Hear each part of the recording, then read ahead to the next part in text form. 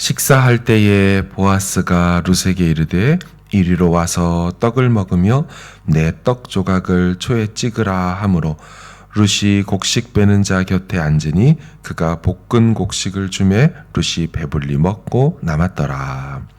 룻이 이삭을 주우러 일어날 때에 보아스가 자기 소년들에게 명령하여 이르되 그에게 곡식단 사이에서 줍게 하고 책망하지 말며 또 그를 위하여 곡식 다발에서 조금씩 뽑아버려서 그에게 줍게 하고 꾸짖지 말라 하니라. 룻이 밭에서 저녁까지 줍고 그 주운 것을 떠니 보리가 한 에바쯤 되는지라. 그것을 가지고 성읍에 들어가서 시어머니에게 그 주운 것을 보이고 그가 배불리 먹고 남긴 것을 내어 시어머니에게 드리매 시어머니가 그에게 이르되 오늘 어디서 주었느냐 어디서 일을 하였느냐 너를 돌본 자에게 복이 있기를 원하노라 하니 룻이 누구에게서 일했는지를 시어머니에게 알게 하여 이르되 오늘 일하게 한 사람의 이름은 보아스니다 하는지라. 나오미가 자기 며느리에게 이르되 그가 여호와로부터 복받기를 원하노라. 그가 살아있는 자와 죽은 자에게 은혜 베푸기를 그치지 아니하도다 하고 나오미가 또 그에게 이르되 그 사람은 우리와 가까우니 우리 기업을 물을 자 중에 하나이니라 하니라. 모압 여인 룻이 이르되 그가 내게 또 이르기를 내 추수를 다 마치기까지 너는 내 소년들에게 가까이 있으라 하더이다 하니 나오미가 며느리 룻에게 이르되 내 딸아 너는 그의 소녀들과 함께 나가고 다른 밭에서 사람을 만나지 아니하는 것이 좋으니라 하는지라. 이에 룻이 보아스의 소녀들에게 가까이 있어서 보리추수와 밀추수를 마치기까지 이삭을 주우며 그의 시어머니와 함께 거주하니라. 아멘. 룻기에는 중요한 흐름이 있습니다. 그것은 헤세드라는 히브리 단어 인애 혹은 번역상 은혜 이렇게 번역되는 그 단어입니다. 룻기 스토리에서 이 헤세드, 이 인애는 중요한 터닝 포인트, 이 전환점으로 역할을 하여서 결국 하나님의 역사를 만들어가는 원인을 제공하는 것이 이 헤세드입니다. 다시 말하면 헤세드, 인애, 은혜가 나올 때마다 이 스토리가 쭉쭉 진행이 되면서 결국 하나님의 목적을 향해 나아가게 된다라는 것입니다. 나오미가 다시 고향 베들레헴으로 빈털터리로 돌아올 때 여러분 사실 룻이 나오미와 함께 돌아와야 할 이유가 없습니다. 그래서 오르바는 헤어지는 아쉬움에 슬퍼 울긴 하지만 돌아가는 거죠. 그게 자연스러운 거예요. 이처럼 룻도 얼마든지 오르바처럼 돌아갈 수 있었죠. 그런데 룻이 시어머니 나오미에게 헤세드를 베푼 겁니다. 하지 않아도 될 그 사랑, 은혜를 베푼 것이죠. 어머니께서 가시는 곳에 나도 가겠습니다. 어머니께서 머무시는 곳에 나도 머물겠습니다. 어머니의 백성이 나의 백성이 되고 어머니의 하나님이 나의 하나님이 돼서 어머니께서 죽으시는 곳에 나도 죽어 거기 묻힐 것입니다. 이렇게 하지 않아도 될 헤세드를 베푼 이 룻, 나오미가 룻이 자기와 함께 가기로 굳게 결심함을 보고 이제 더 이상 말하기를 그치지요. 외로이 홀로 고향으로 돌아가는 이 늙은 과부 옆에서 평생 있겠다는 이 헤세드, 인애를 이 나오미에게 룻이 베푼 것이죠. 그러면서 스토리가 전환이 되는 겁니다. 이 같은 룻의 헤세드가 등장한 다음에 룻은 다시 한번 헤세드를 구합니다. 은혜를 구해요. 어제 말씀 2장 2절을 보면 이런 말을 해요.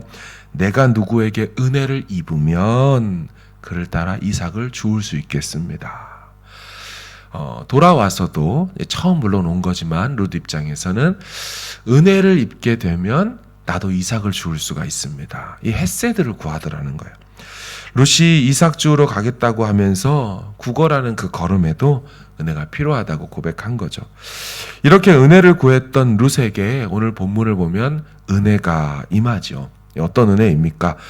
보아스를 만나고 그 보아스로부터 임하는 은혜입니다. 오늘 보면 14에서 17절을 보면 내용이 이렇습니다. 이삭을 줍다가 식사 시간이 되었어요. 여러분, 식사 시간이 되면 자연스럽게 이 종들과 자기 일꾼들이랑 식사를 하는 게 당연한 거예요. 외부인들이 그 자리에 참여할 자격도 없습니다.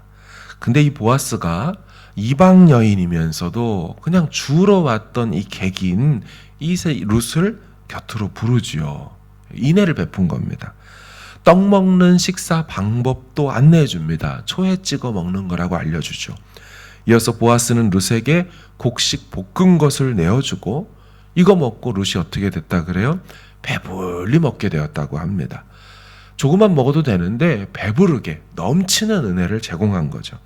또 일하는 소년들에게 보아스가 말하죠. 이 룻이 곡식 원래는 곡식을 이제 이 추수를 하면 그 뒤에 쫓아다니면서 이렇게 떨어진 거 주어야 되는데 아예 곡식단 사이에서 이삭을 줍게 합니다. 곡식단 속으로 들어가서 죽게 한다는 거예요. 떨어진 걸 줍는 게 아니라.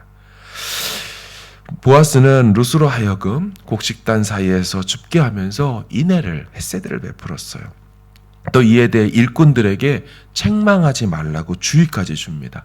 이 책망하지 말라는 이 단어를 보면 직역하면 모욕하지 말아라 혹은 당황시키지 말아라. 피부색이 다를 겁니다. 말이 좀 다를 수도 있어요.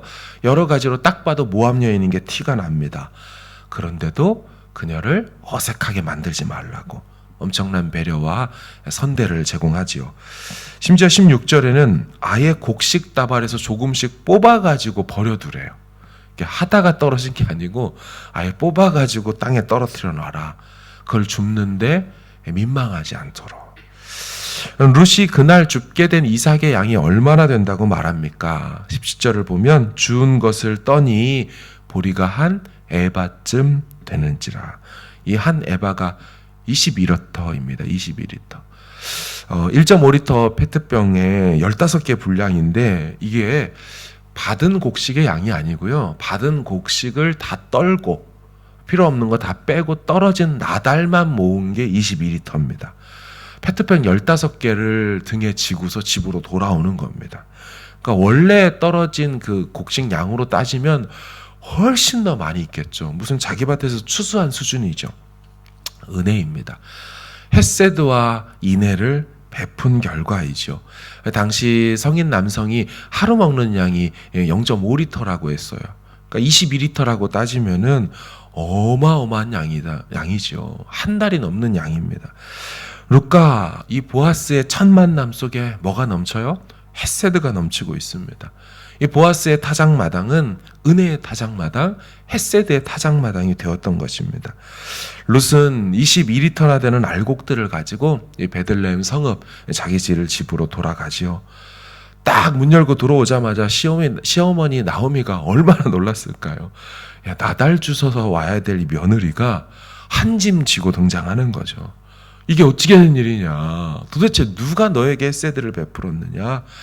제가 보아스라는 사람의 타작마당에 갔는데 이런 일이 있었습니다. 그러자 20절에 나오미가 자기 며느리한테 이렇게 얘기를 해요. 그가 보아스죠. 여호와로부터 복받기를 원하노라. 그가 살아있는 자와 죽은 자에게 중요한 표현이에요. 은혜 베풀기를 그치지 아니하도다. 그렇죠. 느끼는 겁니다. 나오미도. 보아스가 헤세드 베풀기를 그치지 않아서 이런 일이 있었구나. 이어서 보아스가 베푸는 헤세드를 보십시오. 23절을 더 보면 이에 룻이 보아스의 소녀들에게 가까이 있어서 보리 추수와 밀 추수를 마치기까지 이삭을 주우며 그의 시어머니와 함께 거주했다. 자, 지금 가서 타작마당에서 얼마 동안 계속 같이 있었다는 거예요. 보리 추수와 밀 추수를 마치기까지. 아까 보셨던 그 한 에바 되는 게 보리입니다. 그러니까 보리 추수할 때 시작을 해가지고 언제까지? 밀 추수로 작물이 바뀔 때까지 최소한 3달, 2달 정도 되는 시간입니다. 그리고 나중에 우리는 결과를 알죠. 룻과 보아스가 결혼하게 되는 그 시점이 바로 요 밀과 보리 추수하는 요 기간 동안에 있었던 것입니다. 이같이 둘 사이에 헤세드가 넘치는 이 타작마당에서 그들은 결국 둘 사이에 헤세드가 싹트게 되지요. 사랑이 싹트게 됩니다.